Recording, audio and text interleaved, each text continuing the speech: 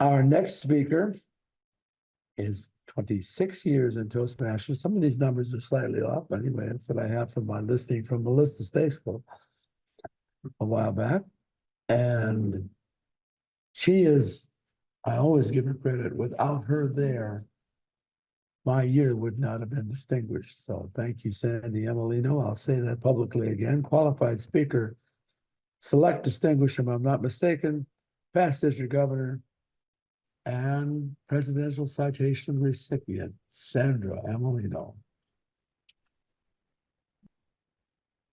Thank you, Tom. Can you hear me? Yes. Yes. Okay. So why did I join Toastmasters? Well, believe it or not, I used to work at the VA Medical Center there in Loma Linda, where you all are. I was working in to the secretary to the assistant of the chief of staff. And my friend Elaine worked in the director's office as the secretary. My friend Elaine asked me to come to a lunchtime meeting there at the hospital. It was a Toastmaster meeting. They were going to charter a new Toastmaster club. It was going to be called Epicenter Toastmasters, number 6.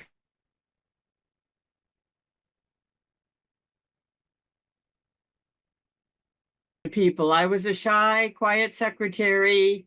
I just went to support my friend Elaine. And it was in the director's conference room, big table, and there were people from all the different departments at the hospital. And I was so impressed with how much they accomplished in that 1 hour meeting. I'd never been to a meeting that had so many things happen: speeches, evaluations, table topics, business meeting. So I joined the Epicenter Toastmasters. And initially they asked me to be an officer in the chartering new club. And of course, I was the secretary because that was a job I was comfortable with. Sometime later, they asked me to be a president, and I said, oh, no, I couldn't do that. That was too big of a job for me. But eventually, I rotated through all the different officer positions. And then I put in for a job at the Long Beach Medical Center for the Veterans Administration in a different department than I worked in. I put in for an administrative job at Long Beach. And the chief of administration at Long Beach called the chief of administration at Loma Linda. Now, I didn't work in administration, but he gave me a good recommendation. Now, how could he do that? He was in my Toastmaster club. Here I was networking and I didn't even realize it.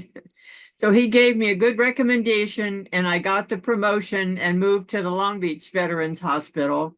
And that was the first of 6 promotions that I got because of the skill set that I learned in Toastmasters. I went through the different officer roles in the clubs. I eventually was an area director, actually in Long Beach, and I lived in Corona. So I got the people in my group to say, if I could be the area director and visit the clubs at lunchtime in Long Beach, would you visit the clubs in the evening? And they said fine, because I didn't want to have to drive back to Long Beach for an evening Toastmaster club as an area director. And lo and behold, I was the first distinguished Toastmaster in my club. And the 2 people that did my visits for me for the evening clubs, they were the next distinguished Toastmasters in that particular club. And Toastmasters to me is one of the best decisions I ever made in my life. I joined in 1986, so I've got 38 years in Toastmasters. And the reason that I stay in Toastmasters is because of the people. I love mentoring new people. In fact, last year we had a young fellow, Eric, came to our Thursday evening club, and he was a computer person. He was a programmer. He worked from home. He still lived with his parents. And he was having difficulty communicating online, on the phone with coworkers. And coming to Toastmasters, maybe 6 months later, he was saying, oh, my communications are received better. I'm talking, better with him on the phone. But he lost his contracting job and he had to find a new programmer job.